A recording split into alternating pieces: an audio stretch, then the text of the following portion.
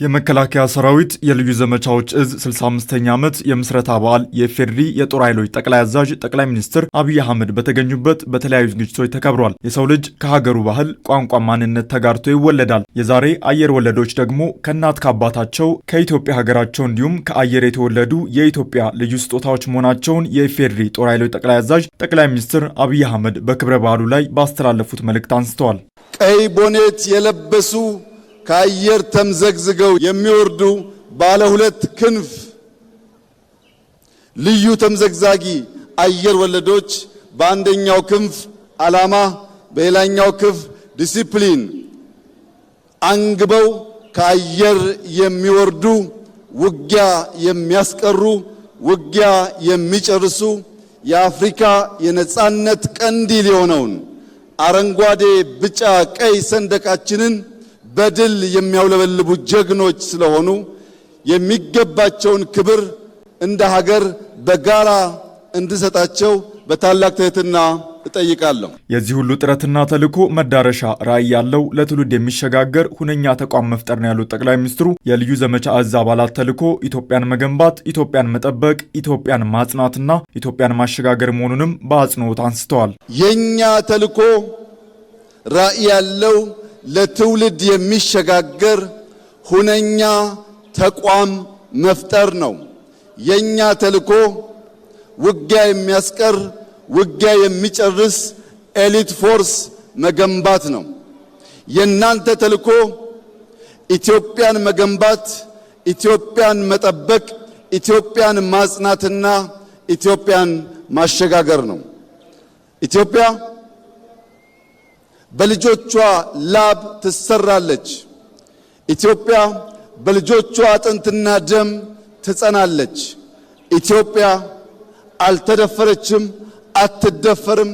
በክብርና በነጻነት ለልጆቻችን የምናሸጋገራት ብቸኛዋ የአፍሪካ ፈርጥ ሆና ትቀጥላለች። ይህ የሰራዊት ግንባታ ዝግጅት ከሀገር የሚሻገር በድፍን አፍሪካ ሰላምና ብልጽግናን ለማረጋገጥና በቀጠናው ላሉ ሀገራት አለኝታ መከታ ጋሻ የመሆን ዓላማን ያነገበ ነው ሲሉም እንደቀደመው ዘመን የአፍሪካ ኩራት መሆን የሰራዊቱ ግብ እንደሆነ አመላክተዋል። ከሶማሌ ጫፍ እስከ ምጽዋ ጫፍ በባህር የሚያጋጥሙ ሽብሮችን ወንድም ህዝቦችን ደግፈን ሽብርን ለማስቀረትና ልማት ብልጽግናን በቀጠናችን ለማረጋገጥ ለኢትዮጵያ ብቻ ሳይሆን ለቀጠናው በቂ የሆነ ኤሊት ፎርስ ቴክኖሎጂ የታጠቀ ቴክኖሎጂ የሚጠቀም በድሮን ሬኮነሰንስ የሚያደርግ በካሚካዚ ምሽግ የሚያፈርስ በምሽግ ብቻ ሳይሆን በስትራቴጂክ ቦታዎች በሰላም ወረዳዎች ውጊያን የሚያጣጥፍና የሚያሳጥር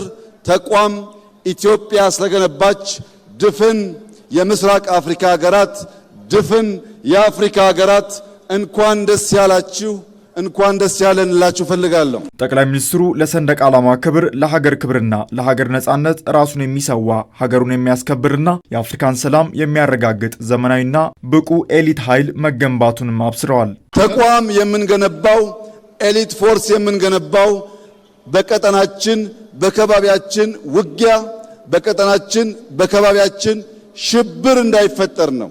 ሲፈጠርም ባጠረ ጊዜ ለመቋጨት ነው። የገነባነው ኃይል ከኢትዮጵያ ውጪ ባሉ ዓለም አቀፍ ስምሪቶች ስመጥር ተግባራት ሲፈጽም እንደኖረው ሁሉ በዚህም ዘመን ያንን ታሪክ የሚደግም የቀይ ቦኔት ክብር የገባው ለባንዲራ ክብር፣ ለሀገር ክብር፣ ለሀገር ነጻነት ራሱን የሚሰዋ በአእምሮም በአካልም የበለጸገ ቴክኖሎጂን የሚያጫውት የሚጠቀም ውጊያን የሚሰራ የሚጨርስ ኃይል ስለገነባን የመከላከያ ኃይላችን የኢትዮጵያን ነጻነት የአፍሪካን ሰላም ዛሬም እንደ ትናንቱ የሚያስከብር አስተማማኝ ኃይል መሆኑን ዛሬ በድጋሚ ከሐዋሳ ለመላው ሕዝባችን ለማብሰር እፈልጋለሁ።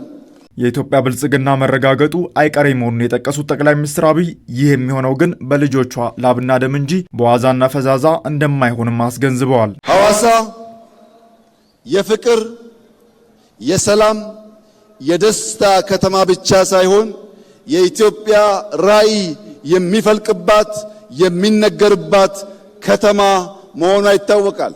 በዚህች ከተማ ዛሬ ለመላው የኢትዮጵያ ሕዝብ ማረጋገጥ የምፈልገው የኢትዮጵያ ብልጽግና ይረጋገጣል።